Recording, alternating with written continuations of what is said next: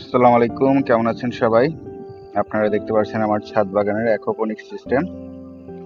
এটা হচ্ছে প্রথম বেডটা, আহ, যেটা সবার প্রথমে আমরা গাছে লাগিয়েছি এবার শীতকালীন মৌসুমের জন্য।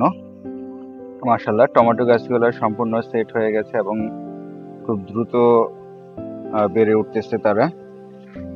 আমরা টমেটো গাছের পাশাপাশি, টমেটো আমাদের এখন মেইন ফসল হবে, সাথে আমরা এখানে কলমি শাকের বীজ, সবসময় আমার অ্যাকোপনিক্স সিস্টেমে কলমি শাক থাকে, কলমি শাক লাগিয়ে দেওয়া হয়েছে। আর দেখতে পাচ্ছেন এখানে একটা খাটো জাতের সিম শুধু বীজ দিয়ে রেখেছিলাম, মাশাআল্লাহ সেও সুন্দরভাবে জার্মিনেশন হয়ে গেছে। আর এখানে আমরা লাল শাকের বীজ ছিটিয়ে দিয়েছি, এই ছোট ছোট দেখতে পাচ্ছেন পুরো অ্যাকোপনিক্স সিস্টেমে লাল শাকের বীজ থেকে চারা গজিয়ে গিয়েছে। ইনশাল্লাহ অল্প কিছুদিনের ভিতরেই ওরা বেড়ে উঠবে, তখন দেখতে খুব সুন্দর লাগবে। আমরা আরেকটা বেডে যাই। আমি অ্যাকোপনিক্স সিস্টেমে মেইনলি টমেটো গাছ করি শীতকালীন। এগুলো দেখতে পারতেছেন, এই গাছগুলো সব সেট হয়ে যাচ্ছে। এগুলা গাছ একবার সেট হয়ে গেলে খুব সুন্দরভাবে এগুলা বৃদ্ধি পায়। এই বেডে আমরা ডাটা শাকের বীজ দিয়েছিলাম। ডাটা শাকের বীজ এখনো খুব একটা জার্মিনেশন হয় নাই, তবে দেখা যাচ্ছে বের হচ্ছে। দেখতে পারতেছেন এখান থেকে বের হচ্ছে, এখানে কিছু দেখা যাচ্ছে বের হচ্ছে। এটাতে পুরাটাতেই একটা বীজ দেওয়া হয়েছে ডাটা শাক, এটাতে কলমি শাক দেওয়া হয় নাই।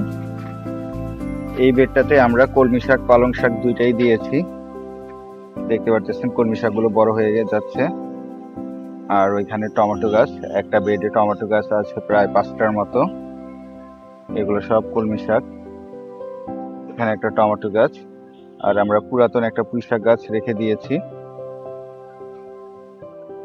এই যে এখানে 2 পাতার যেই গাছটা বেরোচ্ছে এটা হচ্ছে আপনার পালং শাক। এগুলো এখানে জাস্ট বীজগুলো ছিটিয়ে দেওয়া হয়েছে। আর যদি উপরে ইটের খোয়াগুলো ড্রাই থাকে সেক্ষেত্রে আমরা উপর দিয়ে পানি ছিটিয়ে দিয়েছি জাস্ট। অ্যাকোপনিক্স সিস্টেমে টোটাল 4টা জাতের টমেটো দেওয়া হয়েছে।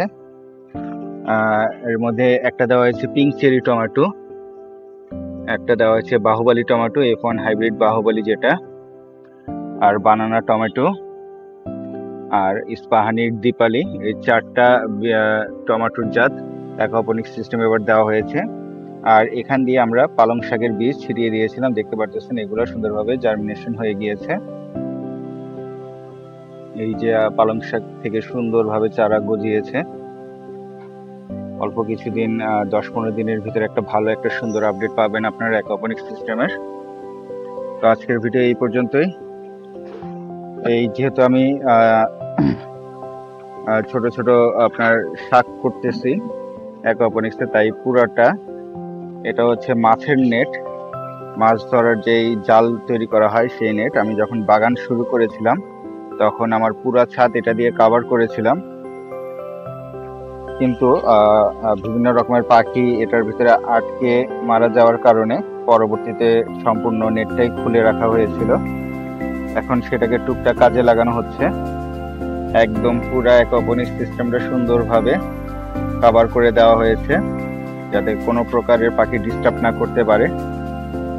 কারণ আপনারা জানেন চড়ুই পাখি সুন্দরভাবে এই ডাঁটা শাক, লাল শাকের রেগুলার বীজ গজানোর সাথে সাথেই খেয়ে ফেলে।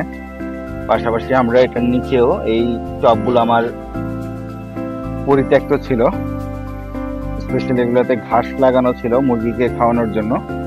আমরা কিছুদিন আগে এগুলোতেও সুন্দরভাবে বীজ ছিটিয়ে দিয়েছি। দেখতে পারতেছেন এখানেও সুন্দরভাবে চারা গজাচ্ছে, অল্প কিছুদিনের ভিতরে এগুলো বড় হয়ে যাবে।